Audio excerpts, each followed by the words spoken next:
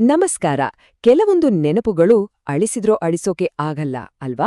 ನಮ್ಮ ಪ್ರೀತಿಪಾತ್ರರು ನಮ್ಮ ಜೀವನದಲ್ಲಿ ಇಂಥ ಅದೆಷ್ಟೋ ಗುರುತುಗಳನ್ನು ಬಿಟ್ಟೋಗ್ತಾರೆ. ಇವತ್ತು ಅಂಥದ್ದೇ ಒಂದು ಕಥೆಯನ್ನ ನೋಡೋಣ. ಗೋಡೆಯ ಮೇಲಿದ್ದ ಒಂದು ಕೈಗುರುತು ಹೇಗೆ ಒಗ್ಗರ ಹೃದಯದಲ್ಲಿ ಶಾಶ್ವತವಾದ ನೆನಪಾಗಿ ಉಳಿತು ಅನ್ನೋದ್ರ ಬಗ್ಗೆ ಒಂದು ಮನಕಲಕುವ ಕಥೆಯಿದು. ಈ ಕಥೆ ಶುರುವಾಗುವುದೇ ಒಬ್ಬ ವಯಸ್ಸಾದ ತಂದೆಯಿಂದ. ಅವರಿಗೆ ವಯಸ್ಸಾಗಿತ್ತು, ದೇಹ ಸ್ವಲ್ಪ ಬಲಹೀನವಾಗಿತ್ತು, ಆದ್ರೆ ಅವರ ಸ್ವಾಭಿಮಾನ ಮಾತ್ರ ಅದು ಸ್ವಲ್ಪನೂ ಕಮ್ಮಿಯಾಗಿರ್ಲಿಲ್ಲ. ಮನೆಯೊಳಗೆ ನಡಿಬೇಕಾದ್ರೆ ಯಾರಿಗೂ ಭಾರ ಆಗ್ಬಾರ್ದು ಅಂತ ಅನ್ಕೊಂಡು ಅವರು ಗೋಡೆಗಳನ್ನೇ ಹಿಡ್ಕೊಂಡು ಅದನ್ನೇ ಆಸರೆ ಮಾಡ್ಕೊಂಡು ನಡೀತಿದ್ರು. ಆದ್ರೆ ಗೊತ್ತಾ, ಆ ಕೈಗುರುತು ಅದು ಸುಮ್ನೆ ಗೋಡೆ ಮೇಲಿದ್ದ ಒಂದು ಕಲೆ ಆಗಿರ್ಲಿಲ್ಲ. ಅದು ಆ ಮನೆಯಲ್ಲಿ ನಿಧಾನವಾಗಿ ಸದ್ದಿಲ್ದೆ ಬೆಳೀತಿದ್ದ ಒಂದು ಅಸಮಾಧಾನದ ಸಂಕೇತ ಆಗಿತ್ತು.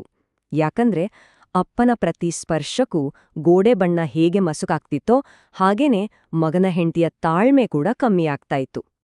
ಆಮೇಲೆ ಒಂದು ದಿನ ಏನಾಯ್ತು ಅಂದ್ರೆ, ಆ ಕೈಗುರುತು ಅದು ಯಾವತ್ತಿಗಿಂತನೂ ತುಂಬಾ ಡಾರ್ಕ್ ಆಗಿ ಗಾಢವಾಗಿ ಕಾಣ್ತಾ ಇತ್ತು.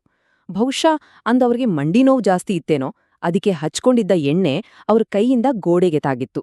ಅದು ನೋಡೋಕೆ ಕೇವಲ ಒಂದು ಕಲೆ ಆಗಿರ್ಲಿಲ್ಲ, ಬದಲಾಗಿ ಮುಂದೆ ನಡೆಯೋ ಒಂದು ದುರಂತದ ಮುನ್ಸೂಚನೆ ತರ ಇತ್ತು. ಒಂದು ಕಡೆ ಹೆಂಡತಿಯ ಅಸಮಾಧಾನ, ಇನ್ನೊಂದ್ ಕಡೆ ತನ್ನದೇ ಆದ ಒತ್ತಡಗಳು, ಇವೆಲ್ಲದರ ಮಧ್ಯೆ ಸಿಕ್ಕಾಕೊಂಡ ಮಗ ಒಂದು ಕ್ಷಣದ ಆವೇಶದಲ್ಲಿ ಏನ್ ಮಾಡ್ಬಾರ್ದೋ ಅದನ್ನೇ ಮಾಡ್ದ. ತನ್ನ ತಂದೆಯ ಹೃದಯಕ್ಕೆ ನೋವಾಗುವಂಥ ಮಾತುಗಳನ್ನ ಆಡ್ಬಿಟ್ಟ. ಏನಂದ ಗೊತ್ತಾ? ಅಪ್ಪ ನಡೆಯೋವಾಗ ಗೋಡೆ ಹಿಡಿನೆ ನಡೆಯೋಕೆ ಟ್ರೈ ಮಾಡ್ಬಾರ್ದಾ ಅಂತ ಕೇಳ್ಬಿಟ್ಟ.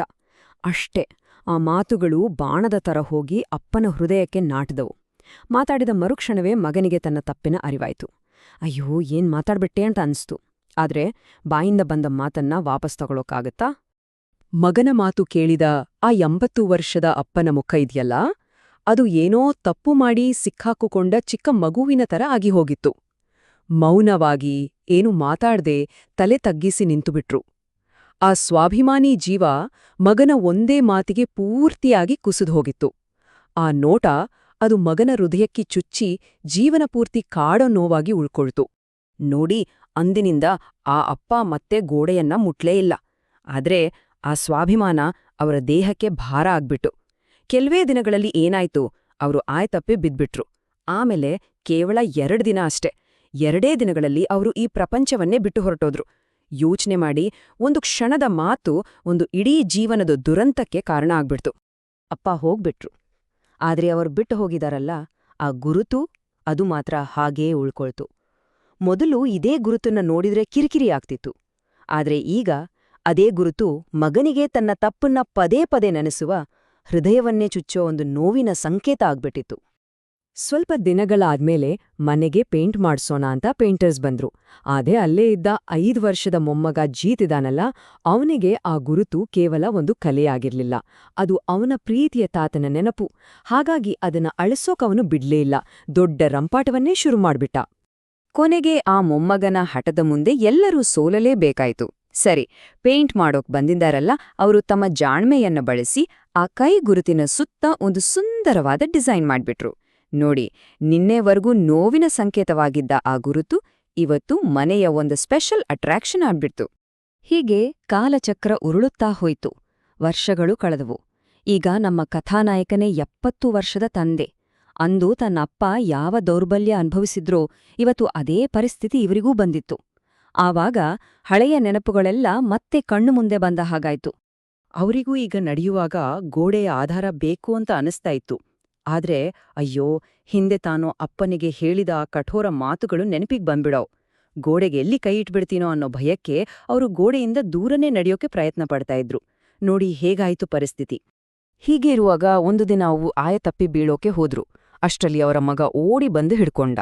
ಆದ್ರೆ ಅವನ ಧ್ವನಿಯಲ್ಲಿ ಸ್ವಲ್ಪನೂ ಅಸಹನೆ ಇರ್ಲಿಲ್ಲ, ಬದಲಾಗಿ ಗಾಬರಿ ಕಾಳಜಿ ಇತ್ತು.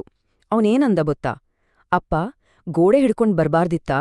ನೋಡಿ, ಈಗ ಬಿದ್ಬಿಡ್ತಾ ಇದ್ರಿ ಅಂದ. ಅಷ್ಟೇ, ಆ ಮಾತು ಕೇಳಿದ ತಕ್ಷಣ ಇವರಿಗೆ ತಾನು ತನ್ನ ಅಪ್ಪನಿಗೆ ಹೇಳಿದ ಮಾತುಗಳು ಕಿವಿಯಲ್ಲಿ ಗುಯಿಂಗ್ ಅನ್ನೋಕೆ ಶುರುವಾಯ್ತು. ಆ ವ್ಯತ್ಯಾಸವನ್ನ ಸಹಿಸ್ಕೊಳ್ಳೋಕೆ ಆಗದೆ ಅವರ ಕಣ್ಣಲ್ಲೇ ನೀರ್ ತುಂಬ್ಕೊಂಡ್ಬಿಡ್ತು. ಅದು ನಿಜ ಅಲ್ವಾ? ಕೆಲವೊಮ್ಮೆ ಜೀವನದ ಅತಿ ದೊಡ್ಡ ಪಾಠಗಳನ್ನ ನಾವು ದೊಡ್ಡವರಿಂದ ಕಲಿಯೋದಿಲ್ಲ, ಬದಲಾಗಿ ನಮ್ಮ ಮುಂದಿನ ಪೀಳಿಗೆಯಿಂದ ಕಲಿತೀವಿ. ಪ್ರೀತಿ ಮತ್ತು ತಿಳುವಳಿಕೆ ಅನ್ನೋದು ಎಂಥ ದೊಡ್ಡ ಗಾಯಗಳನ್ನ ಬೇಕಾದ್ರೂ ಹೇಗೆ ಮಾಯ ಮಾಡುತ್ತೆ ಅಂತ ಈಗ ನೋಡೋಣ.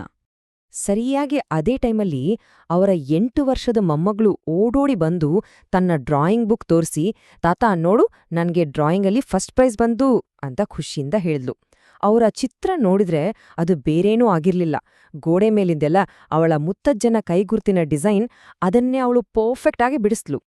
ಆ ಮೊಮ್ಮಗಳು ಇನ್ನಷ್ಟು ಉತ್ಸಾಹದಿಂದ ಹೇಳಿದ್ಲು, ತಾತ, ನಾನು ಇದು ನಮ್ಮ ಮುತ್ತಜ್ಜನ ಕೈಗುರ್ತು ಅಂತ ಟೀಚರ್ಗೆ ಹೇಳ್ದೆ. ಅದಕ್ಕೆ ನಮ್ಮ ಟೀಚರ್ ಒಂದು ಸೂಪರ್ ಪಾಠ ಹೇಳಿದ್ರು ಗೊತ್ತಾ? ಅವ್ರು ಹೇಳಿದ್ರು, ಮಕ್ಕಳು ಚಿಕ್ಕವರಿದ್ದಾಗ ಗೋಡೆ ಮೇಲೆಲ್ಲ ಗೀಚಿದ್ರು ಅಪ್ಪ ಅಮ್ಮ ಅದನ್ನ ಪ್ರೀತಿಯಿಂದ ನೋಡ್ತಾರೆ. ಅದೇ ತರ ಅವರಿಗೆ ವಯಸ್ಸಾದಾಗ ನಾವು ಕೂಡ ಅವ್ರನ್ನ ಮಕ್ಕಳ ತರಾನೇ ಪ್ರೀತಿ ಮಾಡ್ಬೇಕು ಅಂತ ಹೇಳ್ಕೊಟ್ರು. ನೋಡಿ ಎಂಥ ಮಾತು. ಮೊಮ್ಮಗಳ ಆ ಮಾತುಗಳಿದ್ಯಲ್ಲ, ಅವು ಸೀದಾ ಇವರ ಹೃದಯಕ್ಕೆ ತಾಗಿತು. ತಡ್ಕೊಳ್ಳೋಕೆ ಆಗ್ಲಿಲ್ಲ.